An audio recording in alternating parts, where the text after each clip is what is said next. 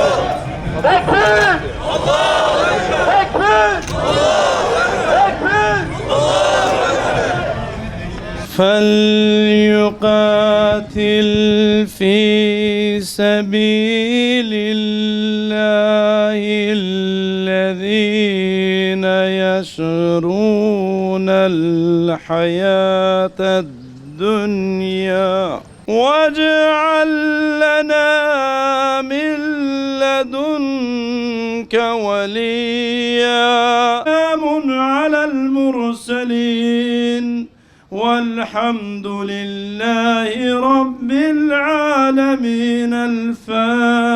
الفاتحة. Ve selam, bugünün İbrahimleri olan direniş erlerine ve İsmailleri, Hacerleri olan Gazze'deki kadınlara, çocuklara ve tüm insanların üzerine olsun.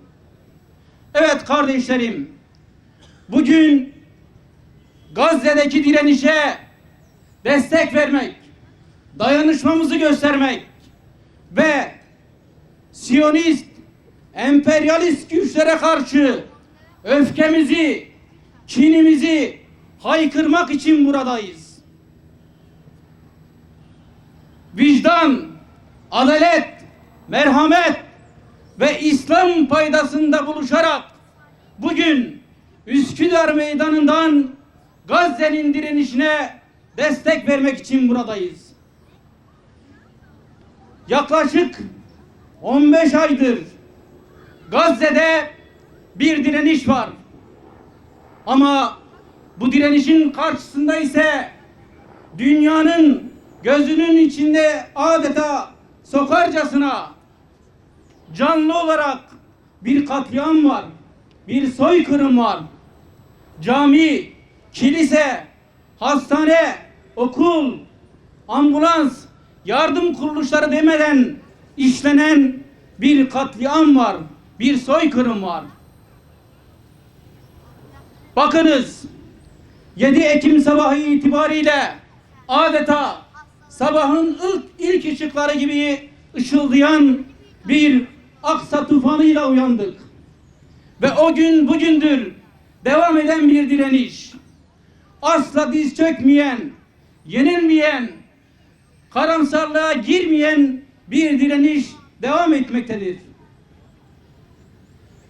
Evet, bu direniş yenilmedi. Tüm ambargolara, ablukalara rağmen çökmedi. Diz çökmedi. Ama bir şey diz çöktü. Bir şey yıkıldı. İsrail'in, Mossad'ın putu yıkıldı. Amerika'nın ve işbirlikçilerinin yüzleri, ikiyüzlülükleri deşifre oldu. Tüm uluslararası sistem fikren, ruhen, ahlaken ve fiilen çöktü. Artık bundan sonra mevcut haliyle asla devam edemez.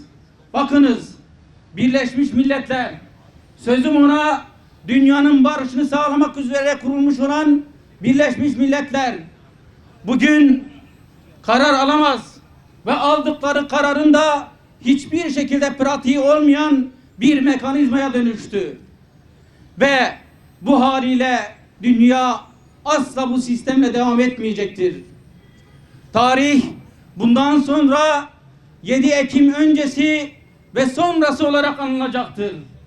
Evet, 7 Ekim'den sonra Gazze'nin karşısında duran, İsrail'in katliamlarına destek verenler bir bir yok olacaktır ve buna tarih şahit olacaktır.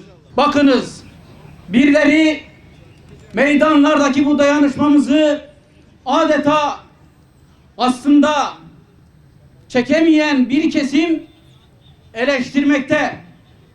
Evet kardeşlerim, meydanlardayız, sokaklardayız, yürüyüş, miting, yardım kampanyalarıyla alandayız. Ve inşallah bundan sonra da Gazze, Kudüs özgür oluncaya kadar da meydanlarda olacağız. Bismillahirrahmanirrahim. Size ne oluyor da Allah yolunda ve Rabbimiz bizi halkı zalim olan bu ülkeden çıkar. Bize katından bir veli gönder. Bize katından bir yardım eden yolla diyen zayıf bırakılmış erkekler, kadınlar, çocuklar adına savaşmıyorsunuz. Değerli basın mensupları, kıymetli katılımcılar, insanlık haysiyetinin yükünü yüklenen kardeşlerim, Gazze'de 14 aydan fazladır büyük bir zulüm yaşanmakta ve devam etmektedir. Yaşanan bu zulme karşı tüm insanlık alemi suskun ve seyirci kalmaktadır. Siyonist şer ittifakı, bebek, çocuk, kadın, yaşlı ve sivil insanları fark gözetmeksizin soykırımdan geçirmektedir. Bir halk dünyanın gözü önünde yok edilmekte, Gazze'de yaşananlar tüm dünyanın imtihanı olmaya devam ederken, İslam alemi bu imtihanda kardeşlik sınavını vermekte aciz kalmıştır. Gazze'de yaşanan vahşet ve soykırıma sessiz kalındığı için Siyonist işgal gün be gün yayılmaktadır. Önce Lübnan, sonra Suriye, yarın sınırlarımıza kadar dayanacaklardır. Devlet liderleri başta olmak üzere uluslararası aktörler, devletler ve halklar Siyonist işgale karşı şeref ve cesaretle mücadele etmekle mükelleftir. Sorumluluklarımızı yerine getirmemenin bedeli elbette ağır olacaktır. İstikbal ve istiklalimiz için Siyonist zulme dur demek ile zillet, kölelik ve korkaklığı tercihe sıkışmış bulunmaktayız. Üçüncü bir yol yok. Bu meselede tarafsız kalan bertaraf olacaktır. Halklar olarak kararlıyız. Bu zulüm bitecek. Safımız net. Duruşumuz dik. Mücadelemiz çetindir. Devletleri halkları gibi cesur olmaya davet ediyoruz. İslam coğrafyasında yaşanan bunca fitne, fesat, ayrılık, tefrika, tekfircilik, mezhepçilik, ırkçılık, cahiliye adetlerini yerle bir edecek büyük bir vaka yaşanmaktadır. Bu vaka Gazze'dir. Filistin'in her bir karış toprağıdır. Kudüs'tür. Mazlumların feryadıdır. Bu vaka bir dönemin kapanmasına, başka bir dönemin açılmasına kapı aralamıştır. İttifak, vahdet ve ittihat için somut adımların atılması gerekmektedir. Türkiye başta olmak üzere 57 İslam ülkesi Siyonist işgalin Gazze ile sınırlı kalmadığını görmektedir. Gazze soykırımı, Lübnan'a saldırılar ve Suriye'nin işgal edilmesine karşı somut adımların atılmasını gerekmektedir. Müslüman ülkeler Siyonist işgal rejiminin yayılmacı politikalarına karşı önlem almak zorundadır. Aralarında ihtilafları bir kenara bırakıp bölgesel ittifaklar kurmalıdır. dünyanın özgür halklarından ve mazlumların safında yer alan devlet liderlerinden taleplerimiz şunlardır. Gazze'deki soykırımı durdurmak için İslam ülkeleri ve vicdan sahibi devletler acil harekete geçmeli. İslami, siyasi, askeri ve insani sorumluluklarını yerine getirmelidir. Uluslararası toplum ve devletler tüm baskı araçlarını kullanarak Siyonist rejimin katliamlarını durdurmalıdır. Siyonistlerin yayılmacı ve işgalci politikalarına karşı bölgesel ittifaklar kurulmalı, fiili adımlar atılmalıdır. Direnişe askeri, lojistik ve teknolojik destek verilmelidir. Seçimle iş başına gelmiş Hamas, Filistin halkının meşru temsilcisidir. Hamas'ın onayından geçmeyen her türlü karar gayrimeşru olup hiçbir geçerliliği yoktur. Hamas'ın Gazze'de kalıcı ateşkesin sağlanması yönündeki şartları desteklenmelidir.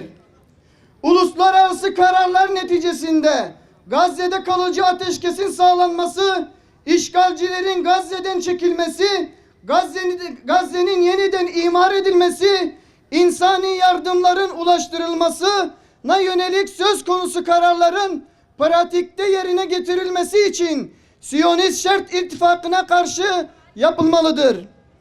Lübnan halkına yapılan saldırı ve katliamları durduracak somut adımlar atılmalıdır. Suriye'nin toprak bütünlüğü korunmalıdır.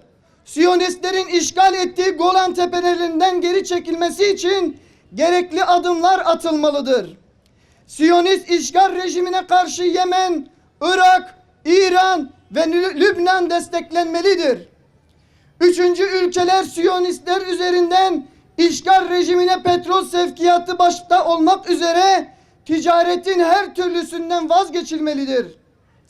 Türkiye, İsrail çifte vatandaşı olan kişilerin İsrail ordusuna katılarak savaş suçu işlediği ve bu nedenle Türkiye Cumhuriyeti vatandaşlığından çıkarılması, mal varlıklarına el konulmasını içeren yasa teklifi ivedilikle yasalaşıp uygulanmalıdır. Uluslararası Ceza Mahkemesi'nin soykırımcı Netanyahu başta olmak üzere Siyonist çeteler hakkında almış olduğu tutuklanma kararı pratikte yerine getirilmeli, katiller en ağır ceza ile cezalandırılmalıdır. Siyonist işgal rejimi denize dökülüp haritadan silinene kadar azim ve kararlılıkla Kudüs davasını savunmaya devam edeceğiz. Gazze'nin kahraman halkına, izzeti kuşanan liderlerine, Şehit Yahya Sinvar'a, Şehit İsmail Heniye'ye ve daha nice yiğit kahramanlara selam olsun. Siyonist işgale direnen mücahitlere selam olsun. Allah'ın selamı, rahmeti ve bereketi üzerinize olsun. Elhamdülillahi Rabbil alemin. Ve la akibetu lil muttaqin. Ve la udvana illa alel zalimin. Ve salatu ve selamu ala Resulina Muhammedin ve ala alihi ve ashabihi ecma'in. Ey göklerin ve yerin sahibi olan Allah'ım, ey mustasafların Rabbi olan Allah'ım, İslam'a ve Müslümanlara yardım eyle. Allah'ım, dünyanın çeşitli yerlerinde senin rızan için, dini mübin için mücadele eden kardeşlerimize yardım eyle. Hasreten Filistin'deki, Lübnan'daki, Suriye'deki, Yemen'deki, Gazze'deki kardeşlerimize imdat eyle. İlahi, yaralılara acil şifalar ihsan eyle. Onların bu izzetli duruşunu zaferle taşlandır. Allah'ım, mücahitlere yardım eyle. Mücahitlerin atışlarını isabetli eyle. Mücahitleri kendi katından rızıklandır. Mücahitleri kendi katından görünür görünmez ordularla destekle. Mücahitlere zaferler ihsan eyle. Ey kitabı indiren, ey bulutları gezdiren Allah'ım, şu zalim Siyonistleri ve destekçilerini darmadağın eyle. onları hezimete uğrat, onları perişan eyle.